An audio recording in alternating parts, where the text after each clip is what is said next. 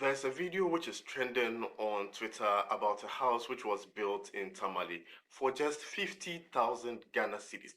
And that video has divided the comment section, with some saying it's just not possible to build such a house with only 50,000 cedis. Others are saying it is too expensive. We on this channel have analyzed the video carefully, and we've come to the conclusion that you can actually build this not just in Tamale, but even in Accra. And we are coming to show you how coming up next.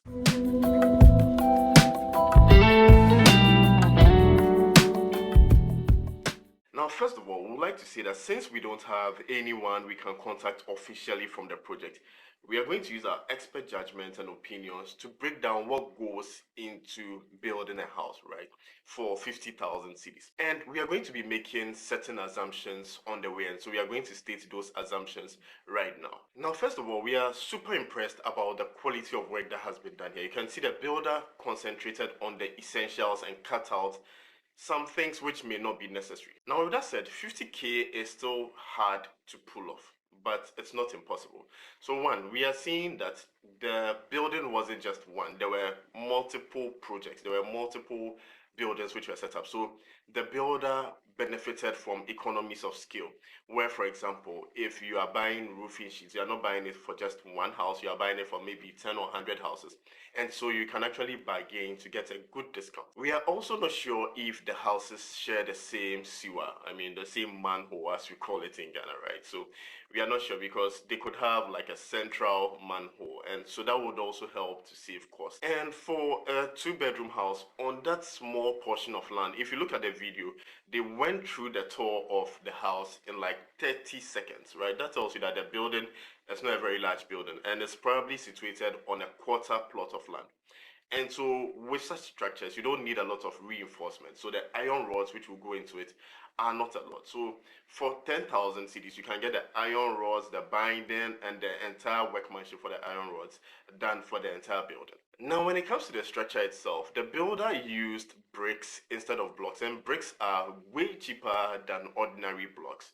Now, you can also see that for about 90% of the building, the bricks are actually exposed, right? So he hasn't like plastered or painted, right? And so that also helps to save money. Now, the kitchen, the bathroom, and the toilet are very basic, right? You can actually see that in the kitchen, there's no sink, there are no cabinets, there are no shelves.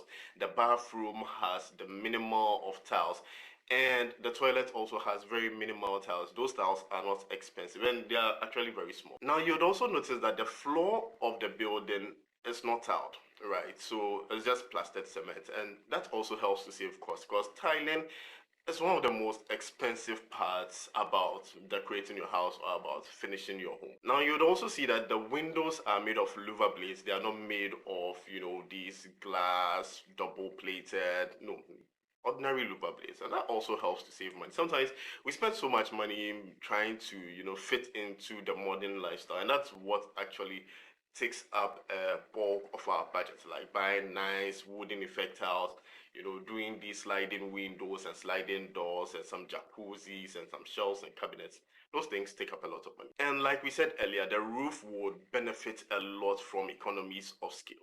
Now, you can't see the type of ceiling that was used, but at this point in the video, when he's entering the building, you can actually see a white ceiling, and it looks like some TNG or some plaster or some plywood or something. That is going to be way cheaper than doing, some of the elaborate ceilings that you can do.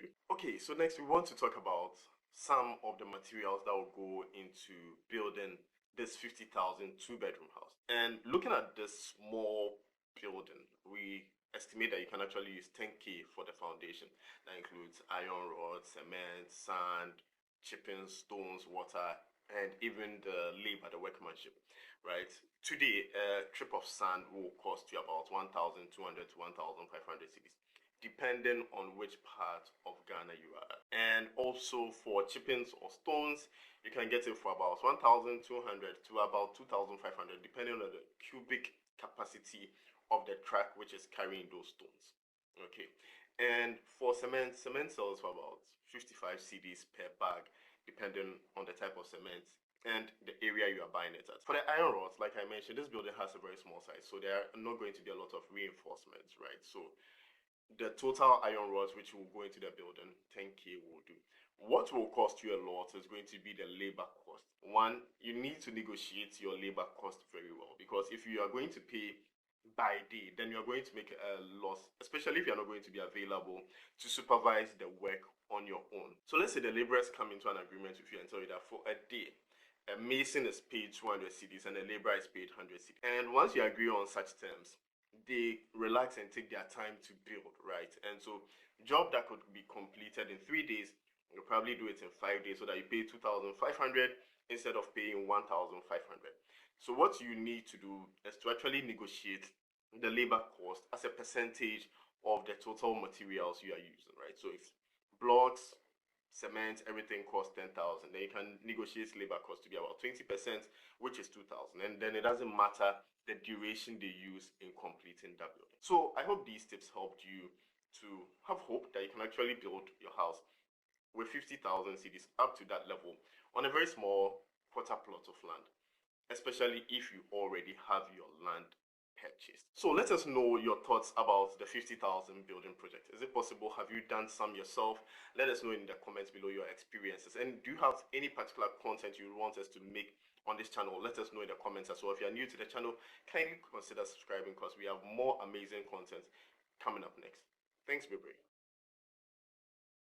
Next time on this channel, we are going to talk about, is it better to build or it is better to rent? Subscribe so you do not miss that episode. Everybody will be thinking you should build, right? But there are actually good reasons why you should rent and not build, never build. For me though, I'm somebody who believes that you should build a house because the Bible says a good man leaves an inheritance for his children's children, right? First of all, I think that building gives you peace of mind. Once you have a house of your own, you don't need to worry about the next rent due, right? You don't need to worry about 2 years time or it's 1 month for your rent to be due. You need to pay 2 years advance or 1 year advance or whatever it is. You have peace of mind. Peace of mind can never be overemphasized. Also, if you decide to sell your house later, right, in future, you can actually make some good money because buildings are an asset which always keep appreciating in price and value. So you can actually make some good value if you decide to sell the house. Also, if you decide to sell your house later, the whole period you were living in your house, you would have been living there rent free. Can you imagine? So you build, you live in it for 20 years, you have enough money to buy a house closer to the airport, you sell off your house at Castle or wherever, and then you move to the airport. That 20 years you were living rent free and you could use that money for better things.